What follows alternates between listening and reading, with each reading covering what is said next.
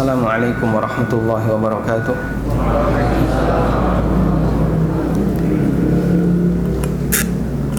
Alhamdulillahi rabbil alamin. Wassalatu wassalamu ala ashrafil mursalin Nabiyyina wa maulana Muhammadin wa ala alihi wa sahbihi ajma'in. Wa ashhadu an la ilaha illallah wahdahu la syarika lah. Wa ashhadu anna Muhammadan abduhu wa rasuluh sallallahu alaihi wa ala alihi wa sahbihi wa sallama tasliman katsira. Thumma amma ba'd. Tayyib. Alhamdulillah, kajian di malam hari ini direncanakan sebagai pelengkap dari kajian sebelumnya, karena kemarin ada beberapa ikhwah yang menyampaikan pertanyaan namun belum sempat untuk kita angkat, dan juga memberikan kesempatan bagi para jamaah yang ingin memberikan saran dan kritik bagi saya. Tapi sebagai muqaddimah, baik, di sini alhamdulillah banyak sekali santri yang ikut belajar bersama kita, dan barangkali semangat mereka lebih besar dibandingkan yang lebih senior, karena kemarin kami lihat mereka jalan kaki dari tempat ini Ma'had ke Pondok Al-Hanif, ke SD Al-Hanif, juga ke Masjid Nurul Aman. Ada yang nggak ikut kemarin? Ikut semua, Masya Allah. Baik, walhamdulillah. Saya punya teori 3N dalam belajar. Ada teori 3N dalam belajar. Apa itu? Agar belajar yang kita lakukan selezat coklat, caranya adalah lakukan 3N ini. 3N itu adalah open, titen, telaten. Hafal? Yang pertama apa? Open. Yang kedua? Yang ketiga? Baik. Insya Allah dengan 3N ini kita bisa menggali berbagai macam ilmu yang ada di sekitar kita. Yang pertama, open. Tahu open? Ya. Tahu open? Open. Tulisannya open. Artinya apa? Buka. Ini bahasa Inggris kalau itu.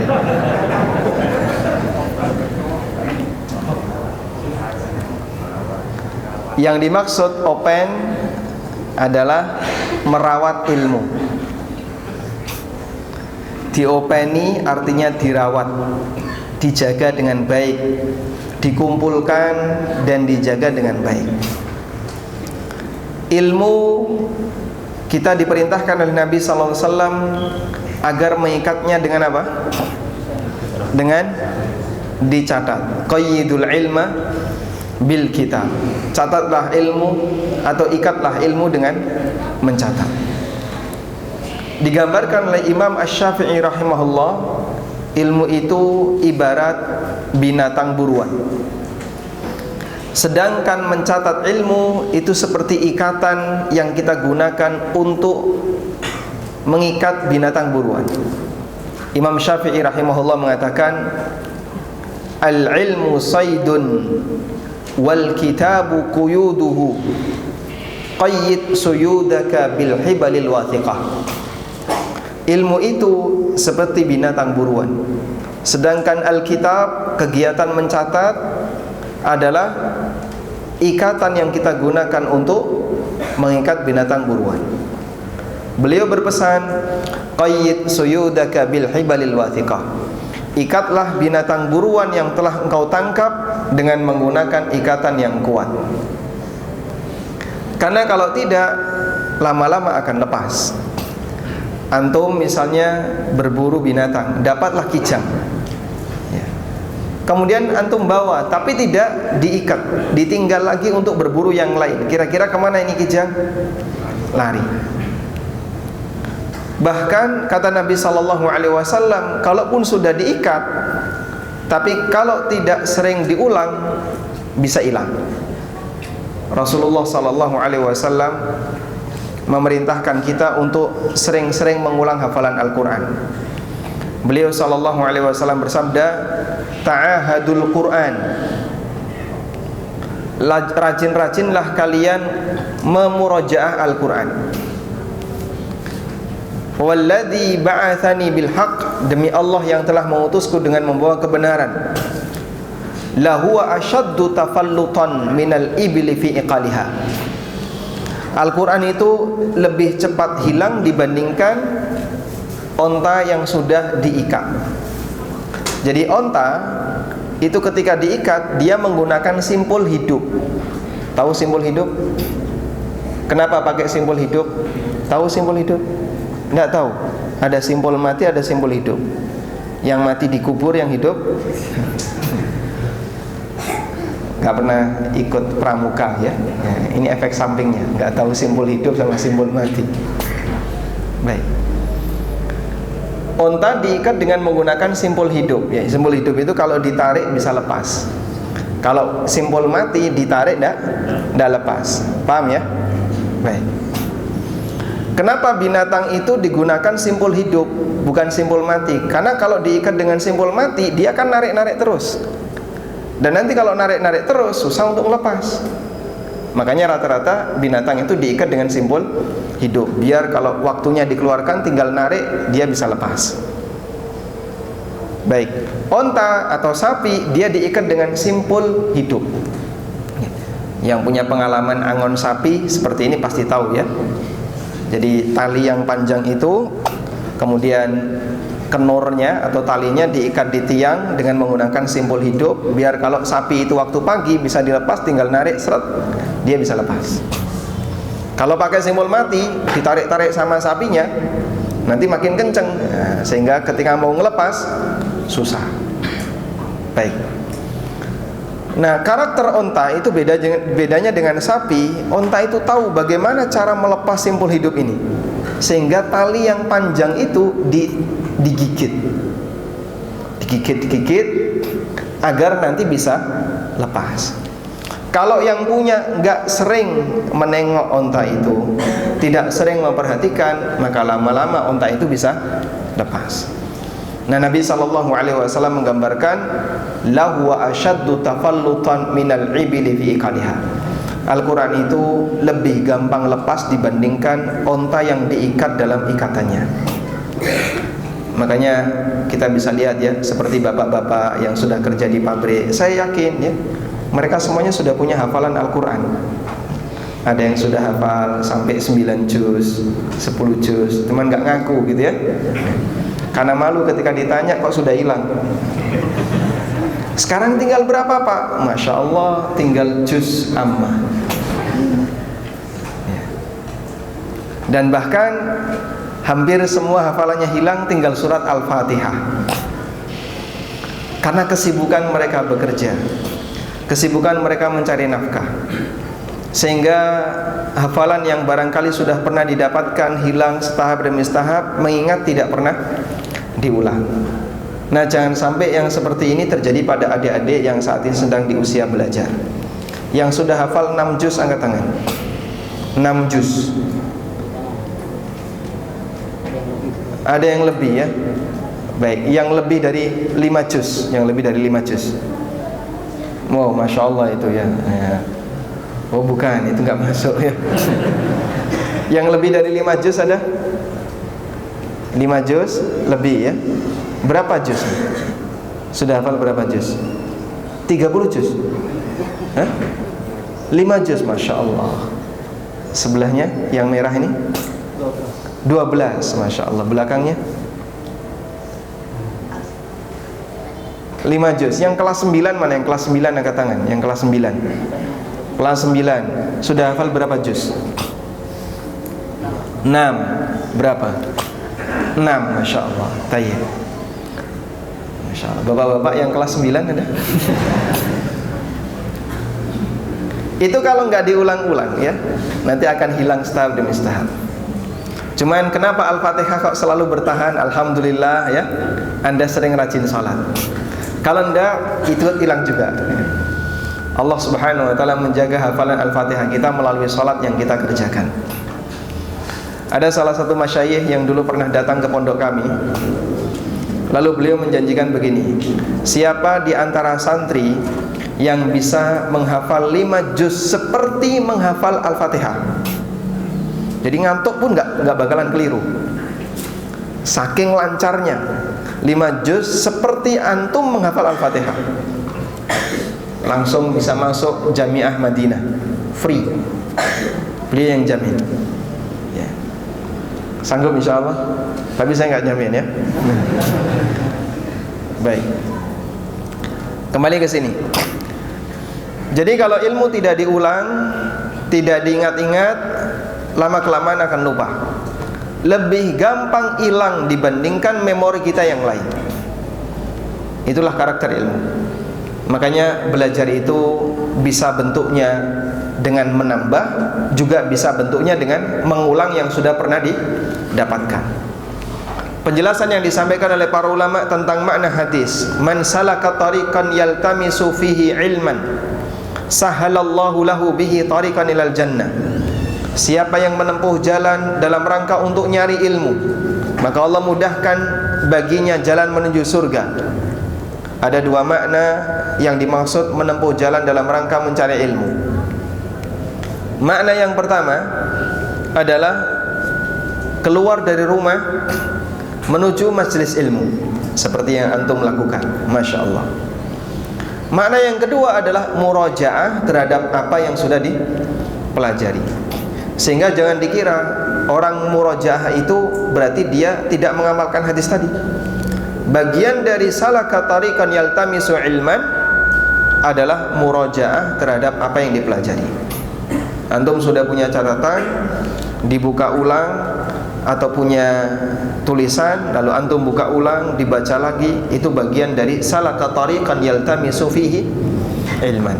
Sehingga makna mencari ilmu itu ada 2. Pertama dengan menambah, yang kedua dengan murajaah. Menambah, antum hadir di satu majelis, nanti di majelis yang lain hadir lagi, kita dalam rangka menambah. Murajaah adalah apa yang sudah pernah kita catat, lalu kita ulang lagi, itu bagian dari menuntut ilmu, bentuk yang kedua. Ilmu adalah sesuatu yang berharga. Kalau saya tanya, Anda menemukan sesuatu yang berharga, di mana Anda akan menaruhnya? Di mana Anda akan menaruh sesuatu yang berharga? Anda menemukan barang berharga, di mana Anda akan menaruh barang berharga ini? Di tempat yang, coba pilihannya, A, di tempat tersembunyi, B, di tempat umum, C, di tempat aman, D, di tempat yang mudah dijangkau. Jawabannya yang mana? Ya? Jawabannya yang mana? A, B, C, D, C. Anda milih yang mana? Di tempat yang aman. Kalau kita menemukan barang yang berharga, di mana kita akan letakkan barang yang berharga ini di tempat yang benar? Jawabannya adalah di tempat yang aman dan mudah dijangkau. Kenapa kok tidak diletakkan di tempat yang tersembunyi? Kalau diletakkan di tempat yang tersembunyi, bisa jadi kita lupa di mana saya tadi meletakkannya. Nah, ilmu seperti itu, jangan ditaruh di tempat tersembunyi. Tak simpan Pak Ustadz, sangat aman tempatnya tersembunyi. Terus buat apa Pak mau ditumpuk? Bisa jadi Anda lupa, iki mau neng di catatannya. Kemarin saya kok ingat-ingat lupa, di mana ya catatannya? Dicari-cari malah hilang. Kenapa? Salah menempatkan. Makanya taruh di tempat yang aman agar tidak hilang. Yang kedua, gampang untuk diakses, gampang untuk diambil, agar sewaktu-waktu ketika kita butuh bisa langsung menggunakannya. Karena itulah para ulama, mereka ketika mencatat itu tidak kemudian di sembarang catatan. Kan kadang kita mencatat itu kertas kecil ya, setelah mencatat dimasukkan ke dalam saku, begitu bajunya dicuci lali ra ditokne kan ya. Akhirnya teng telekuk nih kok. Terus buang. Ini terlalu mendalam ketika mencatat. Atau setelah mencatat selempit noning ke peci kan gitu ya. Akhirnya nggak pernah dibaca sampai rusak. Yang bagus letakkan di tempat yang aman dan mudah dijangkau. Mafhum? Makanya tolong para santri ya, buku catatan itu jangan sembarangan. Makin tertib makin bagus, makin rapi makin bagus. Ada 2 metode Satu, pakai buku besar, ya. Kemudian dibagi-bagi. Ini bab fikih di sini, bab tafsir di sini, nanti hadis bagian ini dan seterusnya. Metode yang kedua, masing-masing bab punya buku satu. Tapi saya lebih suka metode yang pertama, satu buku untuk banyak materi. Nah biasanya kan praktek mahasiswa kayak gitu ya, pakai binder. Kemudian untuk banyak materi. Baik, itu hanya sebatas teori. Tapi kalau bapak-bapak biasanya kajian bukunya mung siji selempit nang guri. Apa-apa dicampur ning kono ya. Bahas masalah keluarga campur situ, fikih muamalah campur situ ya. Nanti belajarnya semerawut jadinya. Baik. Kita lanjutkan. Yang berikutnya adalah telaten. Telaten artinya apa? Sabar. Karena menuntut ilmu itu butuh waktu yang lama, butuh bersabar. Sebab ujiannya banyak. Dan bagian dari jihad adalah menuntut ilmu dan menyampaikan ilmu. Allah Subhanahu wa taala berfirman, "Huwallazi arsala rasulahu bil huda wa dinil haqq." Lanjutannya gimana? "Liyudhhirahu 'ala ad-dini kulli." Agar Allah menangkan syariat ini di atas seluruh agama. Itu janji Allah Ta'ala. Liyudhhirahu 'ala ad-dini kulli. Agar Allah jadikan agama ini lebih zuhur. Zuhur itu artinya lebih unggul dibandingkan yang lain. Para ulama mengatakan wadzuhuru naw'an. Bentuk kemenangan syariat Allah itu ada dua, zuhurul ilmi wa zuhurus saif. Yang pertama kemenangan ilmiah, zuhurul ilmi wal hujjah, kemenangan dalam bentuk ilmiah dan hujjah. Artinya tidak ada yang bisa mengalahkan hujjah yang disampaikan oleh syariat Allah Subhanahu wa ta'ala. Sehingga semua ajaran agama ketika diperdebatkan dengan syariat yang Allah turunkan, pasti semuanya pasti kalah ya. Karena Allah Subhanahu wa ta'ala jadikan syariat ini zuhur al-ilmi wal hujjah. Yang kedua zuhurus saif, menang dari sisi kekuatan fisik. Sehingga agama ini bisa menguasai yang lain, menaklukkan daerah-daerah di kanan kirinya dan seterusnya. Syekhul Islam mengatakan, sebagian besar Rasul Ulul Azmi itu tidak diperintahkan jihad. Sebagian besar Rasul Ulul Azmi, ada berapa Rasul Ulul Azmi? 7 atau 5? Ada 4, Masya Allah. 1 Ibrahim, Isa, Musa, Ismail, Muhammad. Masya Allah. Ada berapa ulul azmi? 7 atau 8? Ditanya kok malah nunduk. Ada berapa ulul azmi? Kam? Berapa? Ada? Kelas berapa? Kelas 1. Sudah pernah belajar ya? Baik, ulul azmi ada 5. Taib, sebutkan. 1 Ibrahim, Isa, Musa, Muhammad, Nuh. Alhamdulillah, Masya Allah. Baik, coba dititeni ya. Ilmu titennya belum dapat ini ya. Nimim, Nuh, Ibrahim, Musa, Isa, Muhammad. Nimim. Hafal insyaallah? Baik. Dari sekian ulul azmi ini yang diperintahkan jihad, Nabi Muhammad SAW diperintahkan jihad. Wallahu alam apakah Musa diperintahkan jihad ataukah tidak. Kalau muridnya Nabi Yusha diperintahkan jihad.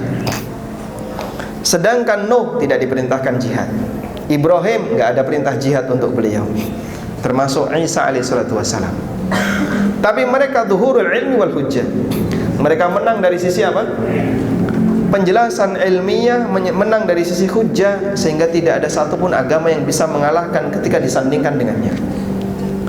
penjelasan para nabi, hujjah yang disampaikan oleh para nabi itu zahir mengalahkan yang lain. Baik, karena itulah makna liyudhirahu 'alad dini kulli jangan cuma dipahami berarti nanti akan ada jihad yang kita bisa menguasai dan mengalahkan kaum yang lain, bukan demikian. Yang lebih dominan adalah zuhurul ilmi wal hujjah, dan itu butuh perjuangan untuk belajar. Mahfum? Baik, belajar butuh apa tadi? Telaten. Telaten itu apa? Sabar. Maka tidak boleh cepat bosan, ya. Nah, biasanya kalau sudah belajar bahasa Arab suruh banyak menghafal, bosan, ditinggal. Betul kayak gitu? Tayyib. Padahal kunci untuk bisa menguasai syariat adalah menguasai bahasanya, ya. Dan sebenarnya itu teori umum. Kunci untuk bisa menguasai ilmu tertentu adalah menguasai bahasa ilmu itu. Misalnya, ya, ilmu teknik yang dominan datang dari mana? Oh, datang dari Inggris misalnya. Terus caranya gimana biar kita bisa belajar itu? Oh, berarti kamu harus belajar bahasa Inggris. Ilmu apalagi misalnya? Ilmu tentang pabrik. Oh, kebanyakan dari Jepang. Maka untuk bisa mengenalinya kita perlu belajar bahasa Jepang, dan demikian seterusnya. Ilmu agama Allah pilih bahasa Arab. Maka untuk bisa memahami agama ini dengan baik, orang harus belajar bahasa Arab. Imam An-Nawawi rahimahullah Imam Asy-Syafi'i rahimahullah pernah mengatakan, "Man tabahhara fin nahwi ihtada ila kulli ulum." Siapa yang pandai dalam ilmu nahwu, maka Allah mudahkan baginya untuk bisa menguasai banyak ilmu yang lain.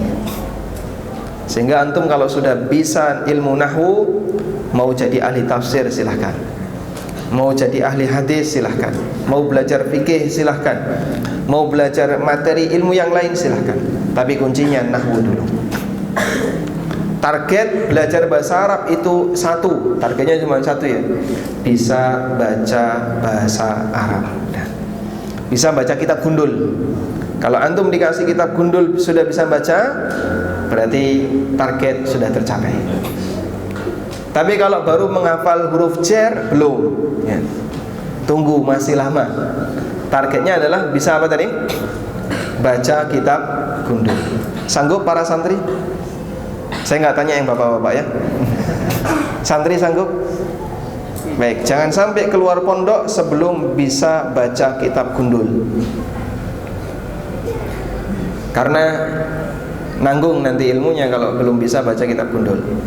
Jadi ketika disodori kitab gundul, kitabnya ustadz bisa antum baca, berarti antum sudah layak untuk lulus. Sanggup, ya?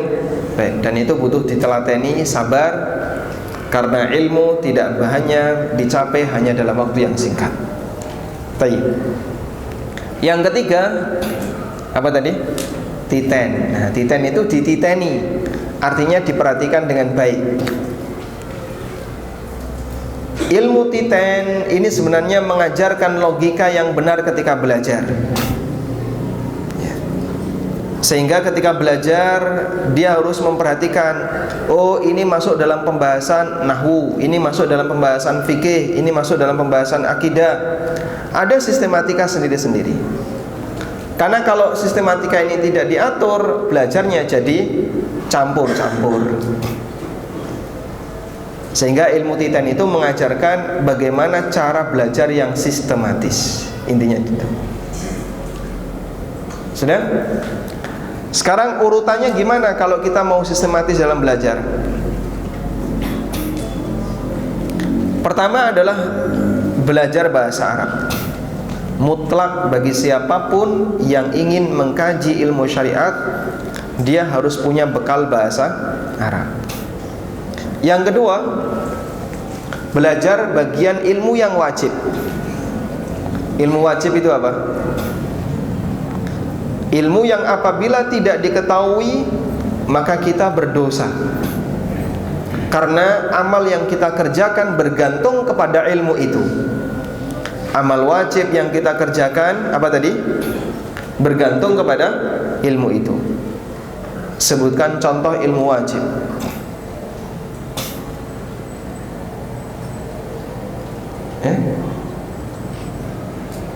Contoh ilmu wajib.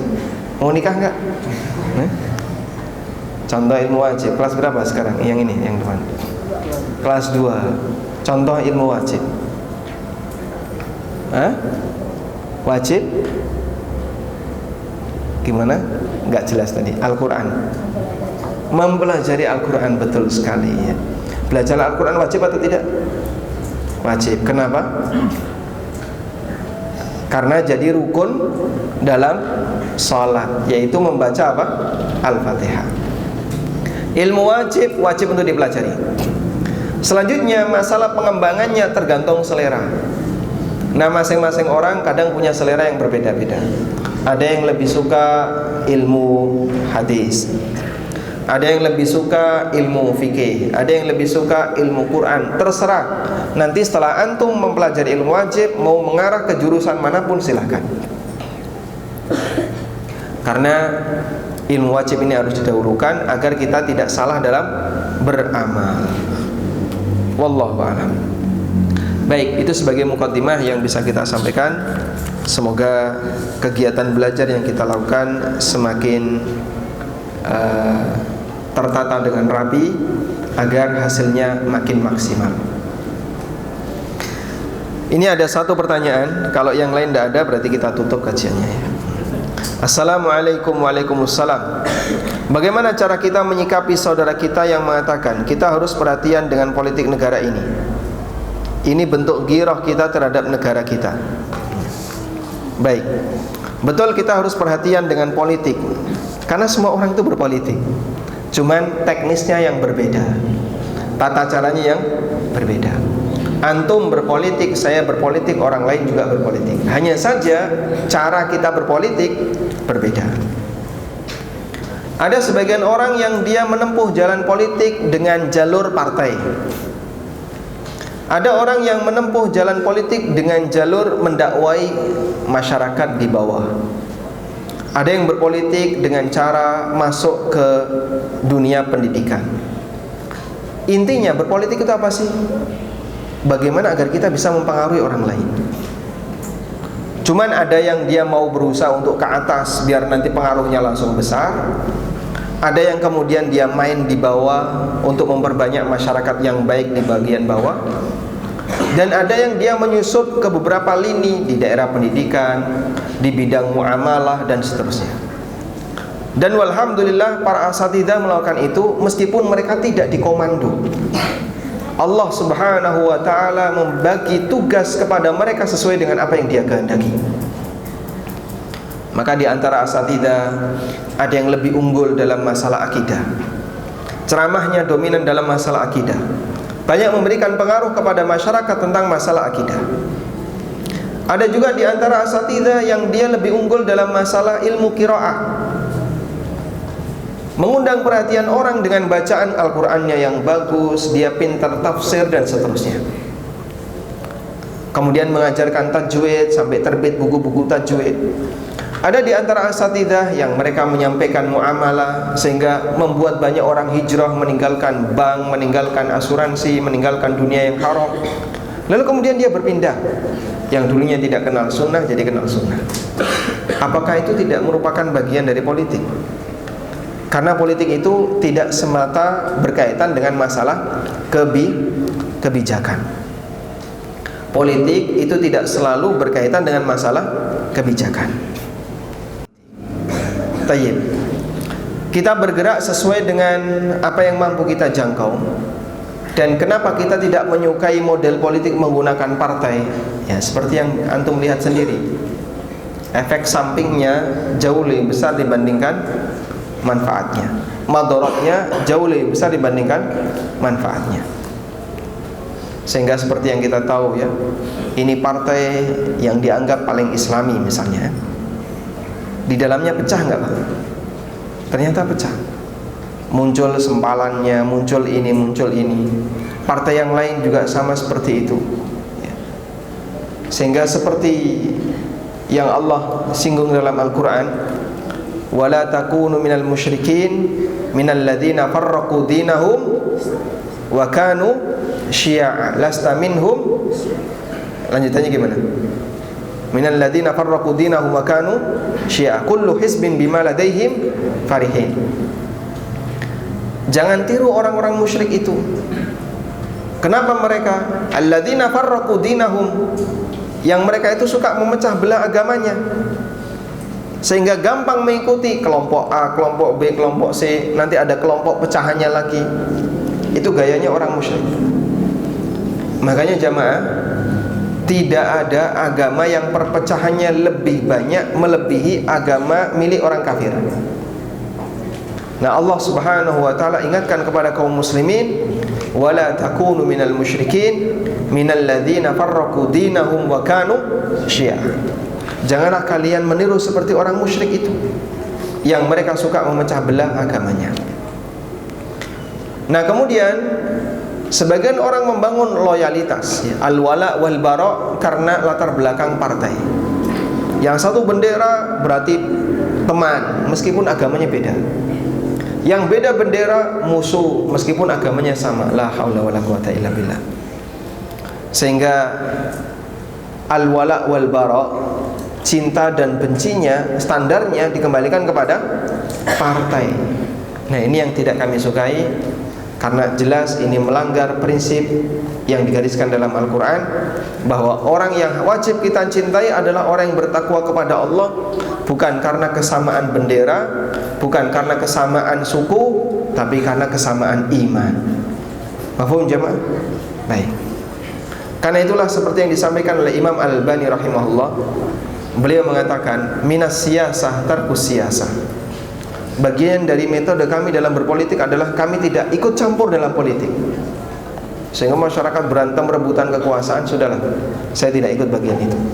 Mereka sibuk memikirkan bagaimana caranya untuk bisa menang, tapi ternyata melupakan tujuan utama, yaitu mendakwai umat untuk kembali kepada Islam.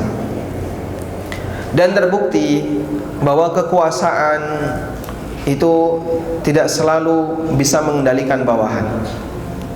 Ada banyak kasus di masa silam yang bisa kita jadikan sebagai pelajaran. Sebutkan raja yang dulunya kafir kemudian masuk Islam setelah mendapatkan surat dari Nabi SAW. Satu, Najasyi. Dua siapa? Yang kedua ini nggak jadi dan tetap jadi kafir. Sebelumnya dia punya keinginan masuk Islam tapi nggak berani. Yang kedua siapa? Heraklius. Yang pertama Najasyi, dan beliau mukmin, muslim sampai mati. Dan Raja Najasyi menyimpan mushaf Al-Quran. Kalau dulu mushaf Al-Quran kan dalam serpian catatan-catatan kecil gini ya, di dalam sakunya. Beliau simpan dalam sakunya. Di hadapan beliau banyak uskup, para pastor yang menjadi pemuka-pemuka kerajaan. Para pastor sudah mulai curiga, kayaknya tuanku ini ada sedikit perubahan. Akhirnya mereka bertanya, wahai tuanku, anda tidak seperti biasanya. Apa kata Raja Najasyi? U'minu bihada, aku beriman dengan ini. Menurut para pastor itu Injil, tapi yang disaku Raja Najasyi apa? Al-Quran. Sehingga beliau rahasiakan untuk menjadi muslim, itu beliau rahasiakan sampai mati, padahal beliau raja. Maka menjadi raja terus berkuasa, bisa mengendalikan rakyatnya, belum tentu jamaah. Kalau rakyatnya nggak mau, para pemuka-pemuka masyarakat nggak mau, dia nggak bisa mengendalikannya. Kasus yang kedua, Raja Heraklius. Heraklius itu raja daerah mana? Daerah? Belum tahu. Daerah mana? Dari mana asalnya?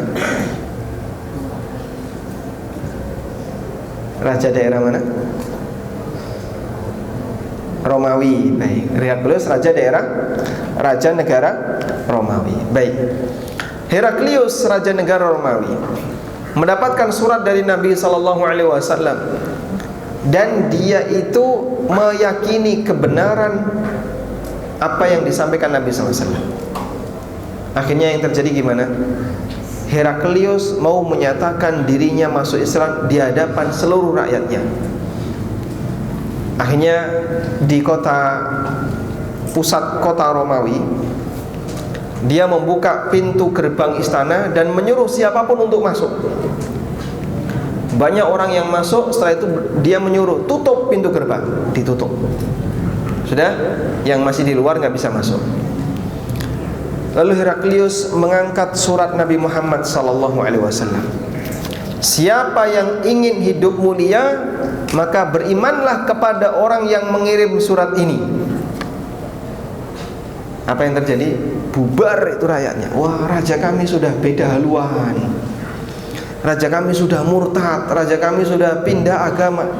Kacau masyarakat. Akhirnya mereka meninggalkan istana. Kemudian dipanggil sama Heraklius, balik, pintu sudah kami tutup, sekarang balik ke sini. Balik semua. Lalu dia mengatakan, aku tadi hanya ngetes sejauh mana kesetiaan kalian terhadap agama kalian. Padahal sebenarnya dia itu ingin beriman. Dan akhirnya dia mati dalam kondisi kafir, karena tidak berani menampakkan iman, lalu tidak berani menyalahi agama kaumnya, sehingga dia bertahan dalam kondisi kekufuran. Nah, sekarang buktinya yang mana? Kalau kemudian dia sudah memiliki posisi di atas, apakah bisa mengendalikan aturan di bawah? Kurang lebih masih sama seperti sebelumnya. Ya, memang kita akui hasil perjuangan itu ada. Tapi ya, jika dipertimbangkan dari sisi antara manfaat dan mudaratnya, semua orang paham kondisi mudaratnya ternyata lebih dominan. Sehingga kita tidak menihilkan perjuangan itu, hasil itu tetap ada, tapi dominannya lebih pada mudaratnya. Wallahu a'lam. Assalamualaikum. Waalaikumsalam. Izin bertanya, bagaimana cara mendakwai keluarga kita yang di luar Islam? Terus terang saya tidak punya pengalaman tentang ini. Namun informasi yang bisa kita bagikan dalam hal ini adalah, coba lihat dia itu tertarik dari sisi mana. Dia punya ketertarikan dari sisi mana. Di Inggris, ya, London itu ibu kota apa? Inggris. Wali kotanya Muslim. Wali kota London itu Muslim. Dan mereka bisa melakukan sholat id di lapangan. Tidak sebagaimana di negara yang lain. Kalau di negara kafir yang lain, sholat id nggak boleh di tempat umum, Pak, harus di masjid. Dan kadang memberikan kesempatan kepada family Muslim, keluarga Muslim untuk melakukan family gathering, ketemu keluarga Muslim. Dan itu acaranya besar. Birmingham termasuk di antara kota yang Muslimnya juga sangat banyak, dan bahkan ahlu sunnahnya banyak, salafinya banyak. Birmingham dan beberapa kota yang lain di Eropa. Baik, salah satu di antara faktornya adalah mereka ini orang yang logikanya masih main, sehingga ketika melihat bahwasanya Al-Quran itu sangat sesuai dengan sains, sangat sesuai dengan sains dan teknologi, banyak di antara mereka yang berbondong-bondong masuk Islam. Terutama ya, dulu terpengaruh dengan videonya Harun Yahya. Itu punya pengaruh besar ya. Ya, meskipun Harun Yahya belakangan ini juga ada sedikit penyimpangan. Dan yang kedua adalah munadharah, debat yang sering disampaikan oleh Dr. Zakir Naik. Masya Allah ya. Jadi terkadang datang dari orang yang dia itu bukan ulama. Zakir Naik itu kan tidak bisa bahasa Arab, makanya baca Quran saja kadang masih aneh ya kalau kita dengar ya.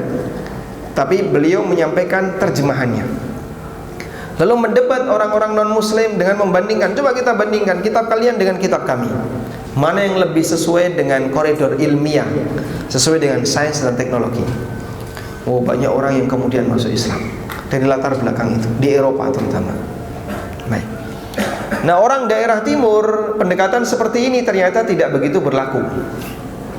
Jepang dikasih seperti itu, mereka juga nggak berpengaruh ya. Saya pernah ketemu dengan salah seorang yang dia masuk dalam lingkaran sahabat Zakir Naik ya, Salman Sugimoto, yang beliau ini dididik oleh Zakir Naik untuk menjadi dai-dai di daerah masing-masing, terutama negeri-negeri kafir. Ternyata sebenarnya pendekatan untuk mereka itu tidak sama dengan orang Eropa. Pendekatan bagi orang Jepang kenapa tertarik itu lebih kepada masalah akhlak dan kebersihan. Orang Muslim itu berakhlak mulia, ya, menghargai orang tua, kemudian menghargai apalagi misalnya menghargai sesama. Jepang itu lemah dari sisi penghormatan kepada orang tua, ya. Makanya kan mereka sama orang tua itu nggak suka, pengennya kalau sudah mandiri pisah, orang tuanya ditaruh di panti jompo, selesai. Bahkan ada yang orang tuanya ditaruh di hutan sampai mati. Sudah nggak diurusi. Barangkali teman-teman yang sudah punya pengalaman di Jepang mungkin tahu tentang itu. Oleh Salman Sugimoto disampaikan bahwasanya Islam itu seperti ini, seperti ini. Akhirnya banyak orang tua yang malah tertarik dengan agama Islam. Bukan dari sisi penjelasan sains, tapi dari sisi penjelasan tentang masalah akhlak dan budaya, ya, peradaban akhlaknya. Indonesia, nah ini bingung, ya. Indonesia itu sebenarnya lebih suka yang mana? Apakah suka Indomie atau karena beras atau gimana? Rata-rata kristenisasi itu berhasil kan pakai apa, Pak? Indomie. Cuman dikasih makanan, dikasih pakaian, jadi harta. Mereka pindah agama itu karena harta.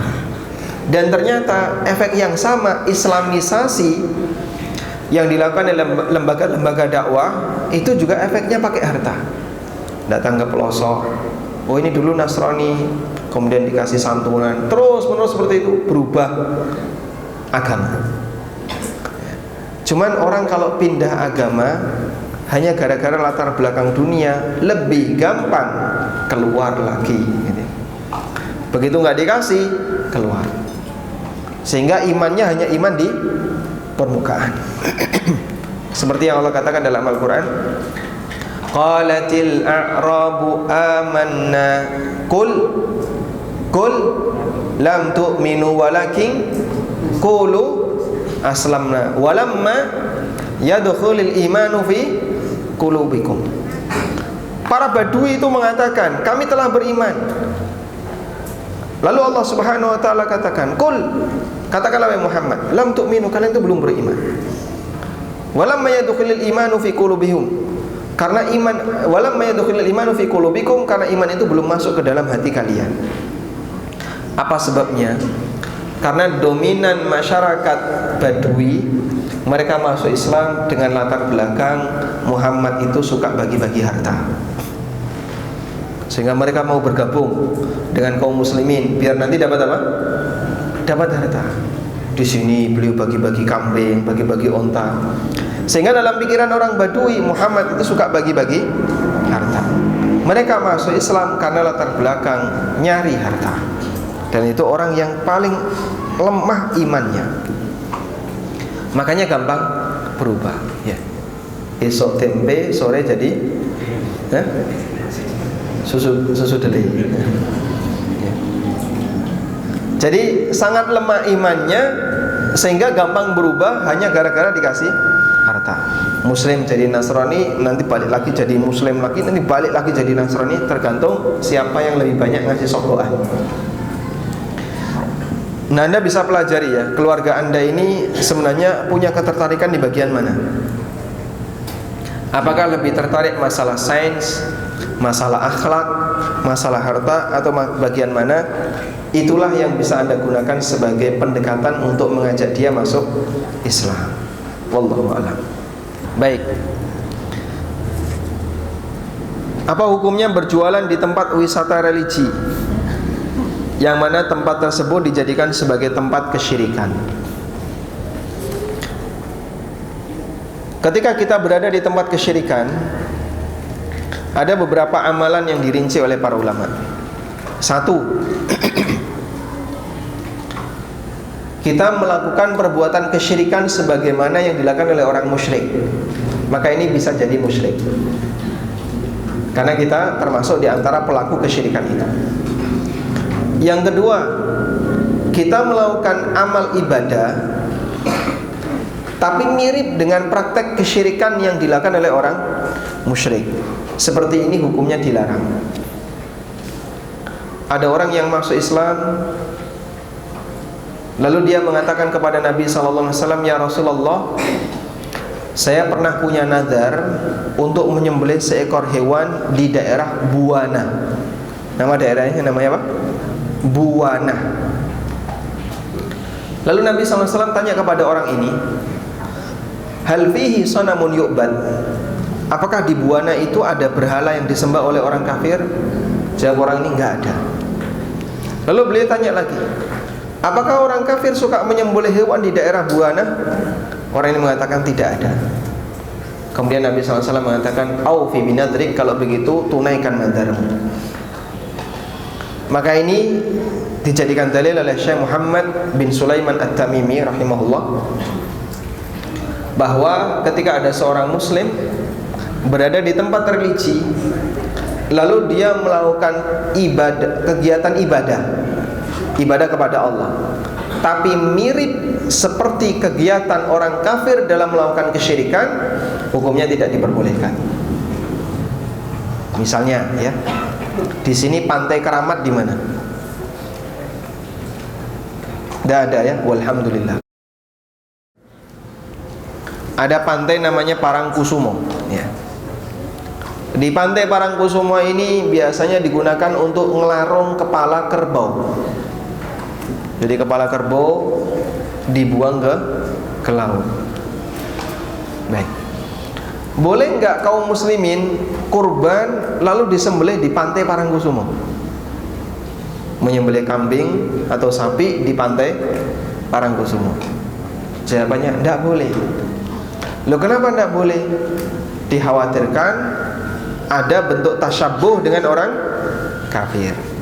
Makanya kita dilarang untuk sholat setelah asar sampai matahari terbenam, karena ketika matahari sudah di antara dua tanduk setan menjelang terbenam, di saat itulah orang kafir bersujud dan setan berada di daerah barat untuk mendapatkan sujudnya orang kafir.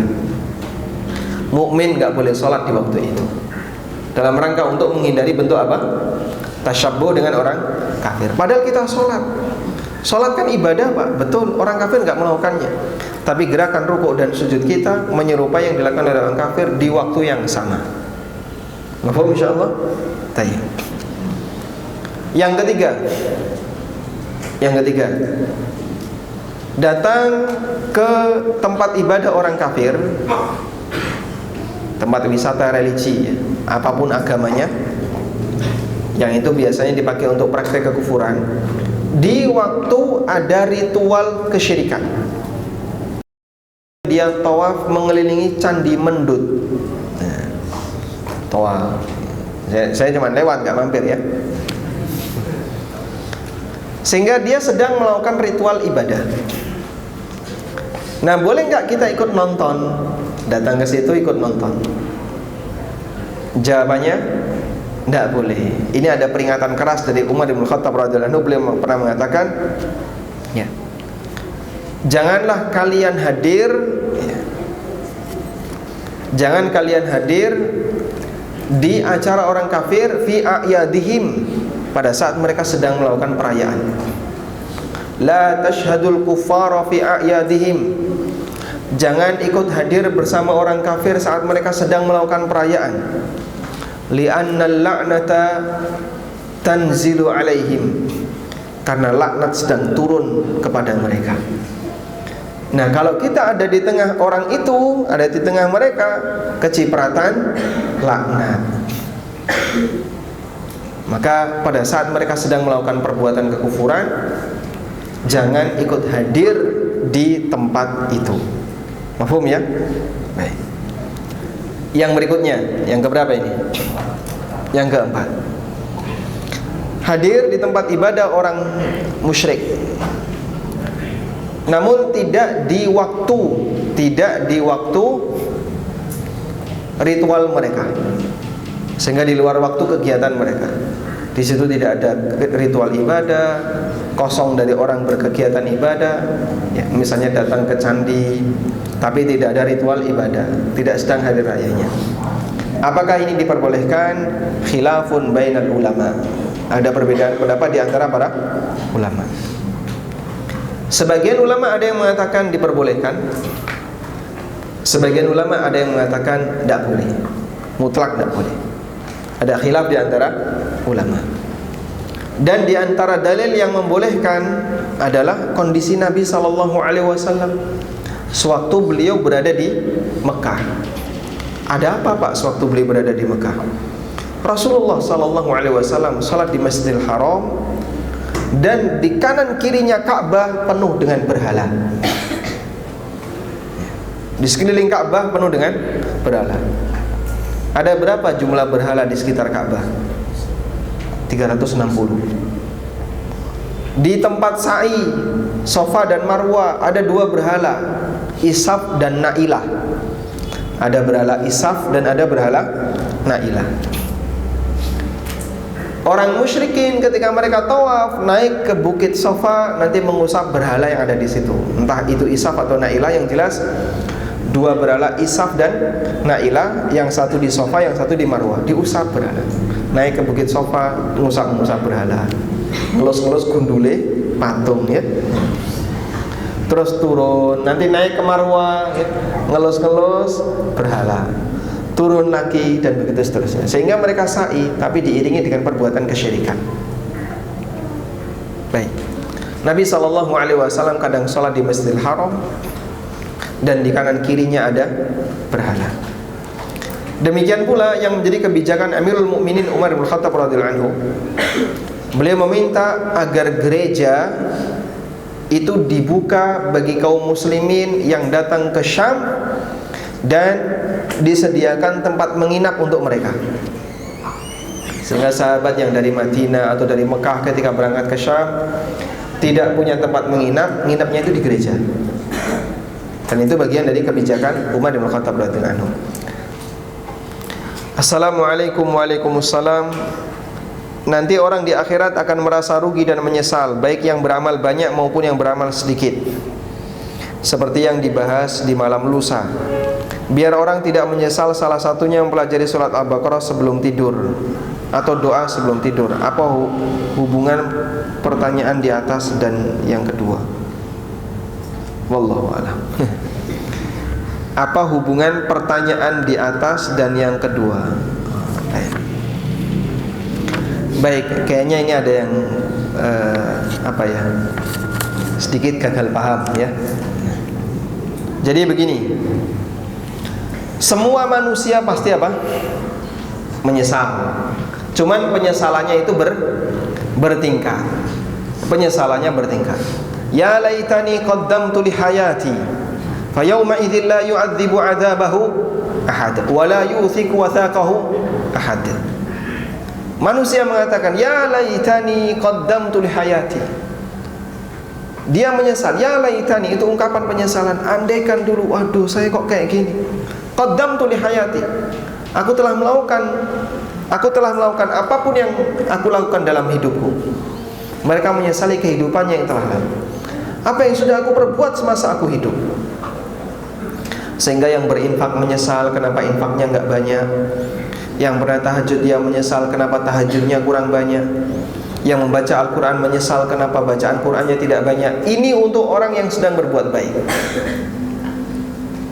Ada yang penyesalannya lebih parah lagi. Dia sedih memikirkan dosanya, dia sedih menyesal utangnya belum dibayar, dan seterusnya. Sehingga semua orang itu menyesal. Nah, mukmin disebutkan oleh Nabi SAW ada beberapa perbuatan yang justru akan semakin menambah penyesalannya. Kapan itu? Ketika di majelis dia tidak membaca sholawat dan kafaratul majelis. Ketika sebelum tidur dia sepeser pun nggak baca doa, itu menambah penyesalannya. Dia nggak punya perhatian terhadap surat Al-Baqarah, semakin menambah penyesalannya. Sehingga bukan berarti kalau perhatian terhadap surat Al-Baqarah terus dia nggak menyesal, bukan. Bukan berarti ketika setiap kali majelis dia baca kafaratul majelis nanti di akhirat tidak menyesal. Bukan seperti itu pemahamannya. Tapi kalau ada orang dalam satu majelis gak mengingat sepeser pun nama Allah, tidak melakukan zikrullah, tidak membaca salawat untuk Nabi SAW, majelis bubar tidak ditutup dengan kafaratul majelis, akan menambah apa? Penyesalan. Sehingga penyesalannya makin banyak. Assalamualaikum. Waalaikumsalam. Ada teman saya menyampaikan, kalau fikih mengambil madhab Syafi'i, sedangkan akidah Asy'ari, Maturidi, dia beranggapan Syafi'i dalam masalah akidah kurang mendalam. Subhanallah. Nah, apakah kemudian Imam Asy'ari lebih senior dalam masalah akidah dibandingkan Imam Syafi'i? Kok kemudian dia bisa berkesimpulan Imam Syafi'i dalam masalah akidah kurang mendalam? Baik, antum bisa tanyakan kepada orang yang secara sengaja, saya ingin mengikuti paham Asy'ariyah. Baik, saya dukung, dalam arti saya dukung dalam bukan kita sepihak ya. Silahkan kamu pilih mazhab itu, tapi tolong tunjukkan mana perkataan Abul Hasan Al-Asy'ari yang sesuai dengan mazhabmu. Sebutkan. Kalau dia bisa menyebutkan, tayyib, kita ikuti.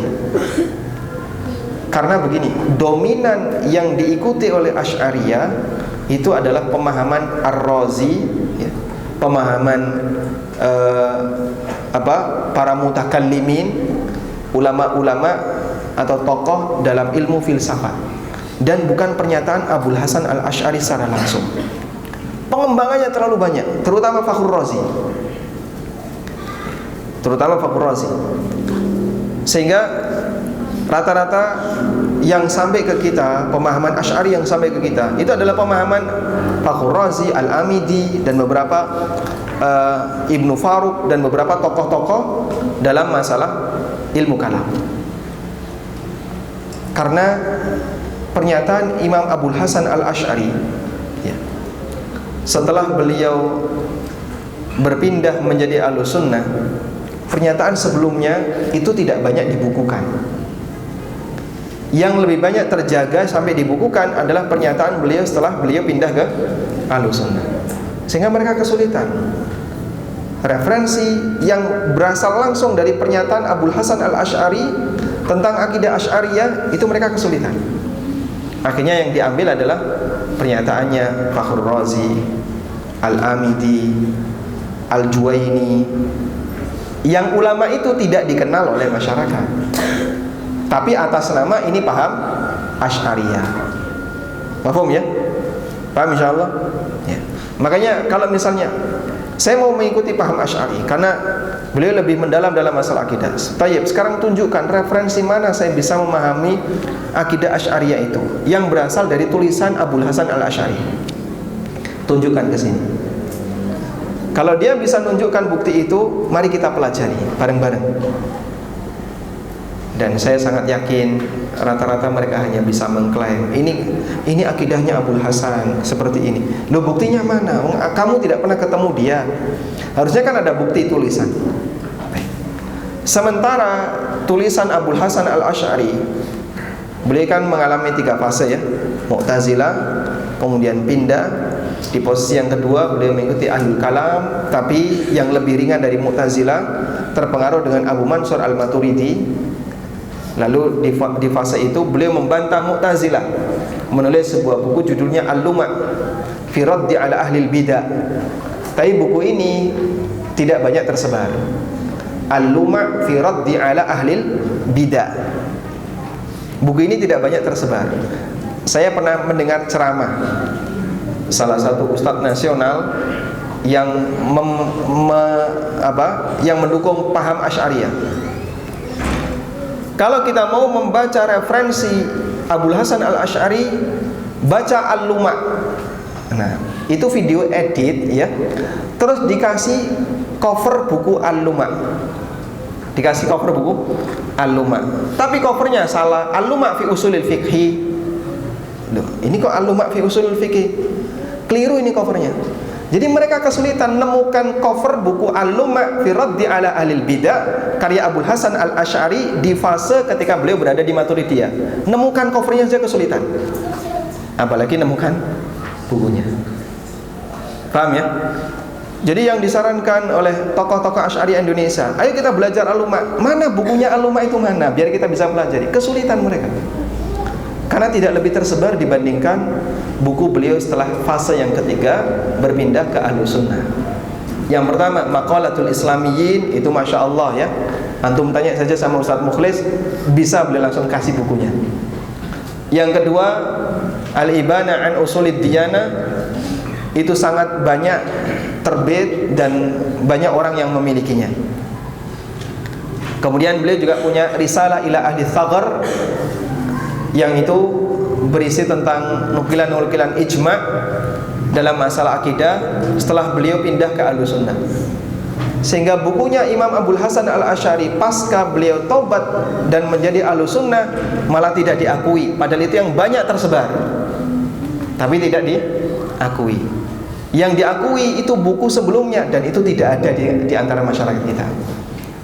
Kalaupun ada, sangat sulit untuk menemukannya. Sehingga sebenarnya mana sih yang lebih dekat dengan akidahnya Imam Abul Hasan? Kami yang tidak melakukan takwil dalam masalah asma wa sifat, ataukah kalian yang sebenarnya itu lebih dekat kepada akidahnya Imam Ar-Razi, Fakhrur Razi, Al-Juwaini atau Al-Amidi dan tokoh ilmu kalam yang lain? Jadi kita tidak bicara saling mengklaim. Kalau saling mengklaim tidak ada bukti, sangat disayangkan. Anggaplah misalnya, sudah silahkan fikih mengikuti Syafi'i, akidah mengikuti Asy'ari.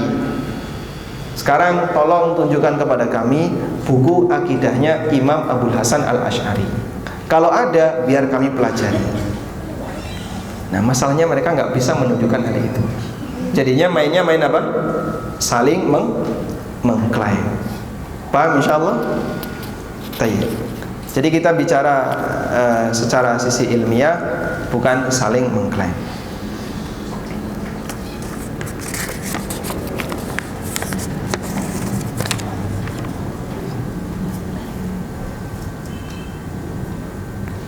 Mau minta saran tentang teknik mencatat materi ketika penceramah sudah bicara, karena terkadang suka nggak teratur. Nah ini ya efek samping kalau tulisannya kurang cepat. Jadi ketika antum mencatat itu jangan mencatat by text, tapi antum mencatat dengan cara bagan-bagan ya.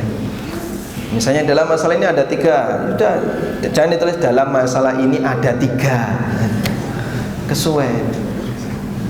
Langsung A bagi 3. Nah, ini apa? Disebutkan istilah-istilahnya saja. Karena keyword itu menentukan kelengkapan. Kalau keywordnya hilang, intinya di keyword ya, kata kuncinya. Kalau kata kuncinya sudah hilang, sudah nggak bakalan bisa teratur. Sehingga intinya di kata kunci, tulis saja kata kunci. Nah, kalau kemudian sudah nulis kata kunci, tapi kok saya belum begitu jelas, ini nyambungnya antara satu kata kunci dengan kata kunci yang lain gimana caranya? Lihat rekaman. Walhamdulillah sekarang ada kemudahan. Kalau dulu Pak, Masya Allah ya, sebelum ada YouTube, sebelum ada rekaman, orang hanya mengandalkan kuat-kuatan hafalan. Sekarang setelah ada rekaman, nyatet nggak rampung, nanti nonton di mana? YouTube.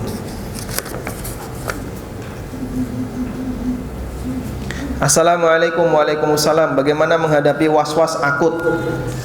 Was-was akut kalau dalam masalah amal, karena was-was itu ada 2 ya.